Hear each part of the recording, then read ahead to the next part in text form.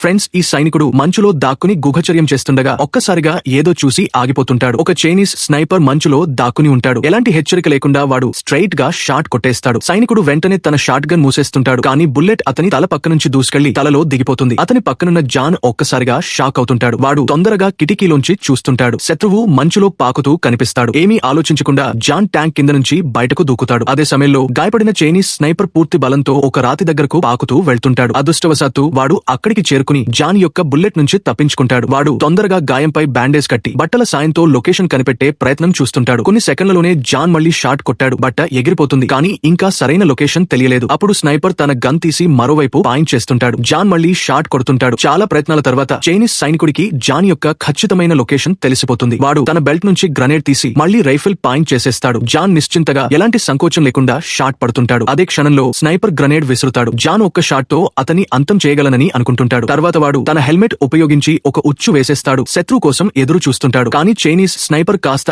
అసహాయంగా ఉంటాడు. అయినా వాడు ఏదో తెలివిగా చేస్తుంటాడు. వాడు తన బూట్ కి ఒక చెంచా కట్టి నెమ్మదిగా రాతి వెనక నుంచి జాన్ కి కనిపించేలా చేస్తుంటాడు. జాన్ అది చూసి నవ్వుతుంటాడు. జోక్ గా భావించాడు. వాడు షాట్ కొట్టలేదు. జాన్ అనుకుంటుంటాడు ఇది చీప్ ట్రిక్ అని. చైనీస్ సైనికుడు ఆ మూర్ఖతను మళ్లీ రిపీట్ చేస్తుంటాడు. జాన్ మళ్లీ నవ్వాడు. ఇది చైనీస్ సైనికుడు కోరుకున్నదే. చాలా ప్రయత్నాల తర్వాత చైనీస్ సైనికుడు మళ్లీ చెంచా బయటకు తీస్తుంటాడు. జాన్ ఈసారి తప్పు చేసేస్తాడు. అవకాశం దొరికిన వెంటనే చైనీస్ సైనికుడు జాన్ ని డైరెక్ట్ గా టార్గెట్ చేసి అంతమొందించేస్తాడు.